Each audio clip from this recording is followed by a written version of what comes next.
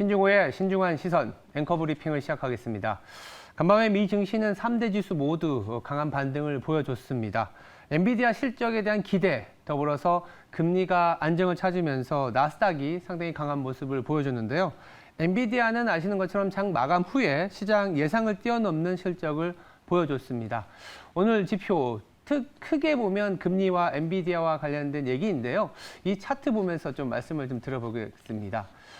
지금 보는 차트는 이제 미국의 PMI 차트입니다. 간밤에 금리가 왜 이렇게 빠졌지? 왜 안정을 찾았지? 했을 때 이 지표 때문이다라고도 볼 수 있습니다. 보시는 것처럼 이 소비, 그러니까 빨간색은 서비스, 소비와 관련된 지표인데 크게 둔화되고 있는 모습이고 검은색은 이 제조업에 관련된 지표인데 아직 50을 회복하지 못하고 있습니다.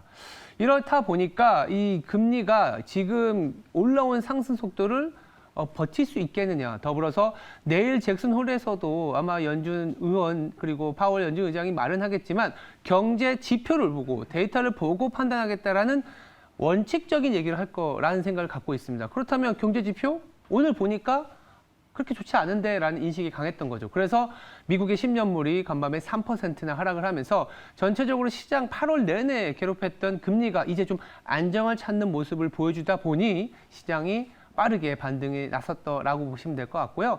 내일 잭슨홀 이후에 만약 시장이 조금 흔들리더라도 다음 주에 나오는 지표들이 또 이렇게 둔화되는 모습을 보여줄 수 있기 때문에 아마도 금리는 일정 부분 단기적으로 탑을 이뤘다. 즉, 더 이상 올라가기보다는 안정을 찾을 수 있다라는 게 시장에 미치는 긍정적인 요인이었습니다. 그렇다면 두 번째, 우리나라 시장에 미치는 영향도 있을 수밖에 없습니다. 바로 원달러 환율과 기준금리 결정에 있는데 보시면 이렇게 2%나 벌어져 있는 상황입니다. 미국의 금리, 한국의 금리라고 볼 수 있는데 오늘 금통이 우리나라 시각으로는 한 9시에서 10시 사이에 열리고 아마도 동결일 가능성이 높습니다. 그렇게 보면 동결이게 되면 금리가 이렇게 벌어졌는데 원달러 환율 안 그래도 상승하면서 외국인의 매도 압력이 높아졌었고 이로 인해서 더 악화되는 거 아니냐 이런 우려가 있을 수 있는데 간밤에 미국의 금리가 안정을 찾았고 더불어서 우리나라 원달러 환율이 안정을 찾았다는 측면을 보신다면 금리 동결을 하더라도 원달러 환율은 크게 상승하지 않을 가능성이 높습니다. 그리고 전전날에 이제 하는 총재가 얘기한 것도 단순히 기준금리가 벌어진 것보다는 금리 차의 방향성이 중요하다. 앞으로 금리 차가 더 벌어질 것이냐, 좁혀질 것이냐가 중요한데 앞으로 더 벌어지기보다는 완만하게 축소될 가능성이 높기 때문에 올해 남은 하반기 원달러 환율 높은 수준에서 유지되긴 하겠지만 그래도 지금 수준에서는 안정을 찾지 않겠냐라는 생각이 시장에 유입되고 있습니다.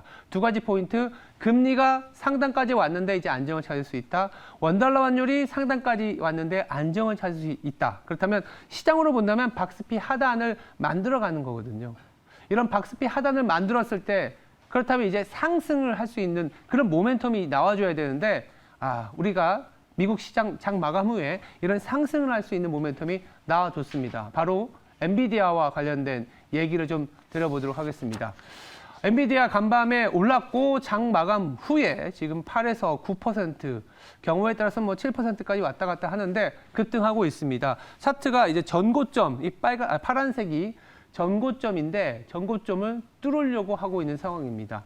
그렇다면 어떻게 될까요? 우리나라 반도체 밸류에이션도 사실은 빨간색으로 이게 제가 이렇게 그려놨는데 엔비디아가 올라간 상황에서 우리나라 반도체 업종이 조금은 부진했습니다. 중국의 영향도 있었고 원달러 환율이 약세를 보였던 그리고 외국인의 매수가 들어오지 않은 영향도 있는데 지금 1.1배까지 떨어진 상황이라서 전고점인 1.26배까지는 10%의 여력이 남아 있습니다. 물론 이 이상도 갈 수 있다라고도 볼 수 있지만 최소한 엔비디아 효과로 인해서 올라갔었던 1.26배까지는 그러면 열어놓을 수 있는 거 아니냐. 그렇다면 반도체의 밸류에이션, 오늘 아마 반도체 일단 시초가부터 좋은 분위기가 형성이 될 수 있고 충분히 매력적인 수준까지 내려왔기 때문에 밸류에이션적인 부담을 이겨낼 수 있다라는 얘기들이 나올 수 있을 것 같습니다. 물론 HBM과 관련된 일부 종목들은 상당히 버거운 수준까지 올라온 것은 사실이지만 전체 반도체 업종으로 본다면 충분히 우리나라 시장을 끌고 갈 수 있는 또 하나의 주도 업종으로서 가능성 다시 한번 내비칠 수 있다. 이렇게 정리해 보겠습니다. 오늘의 브리핑을 정리해 보겠습니다. 그동안에 시장을 괴롭혔던 금리가 미국의 경제지표 둔화로 인해서 안정을 찾고 있다. 그리고 오늘 한국은행의 금리 결정은 동결이겠지만 동결임에도 불구하고 원달러 환율도 안정을 찾을 수 있다. 이런 안정이라는 분위기 속에서 상승의 모멘텀이 있어야 되는데 엔비디아가 AI와 그 수요에 대한 성장 기대감을 불러줬기 때문에 우리나라 반도체가 크게 시장의 핵심 주제가 되지 않겠냐 이렇게 말씀드리고 있습니다. 지금까지 신중한 시선이었습니다. 오늘 하루도 성투하시기 바랍니다. 감사합니다.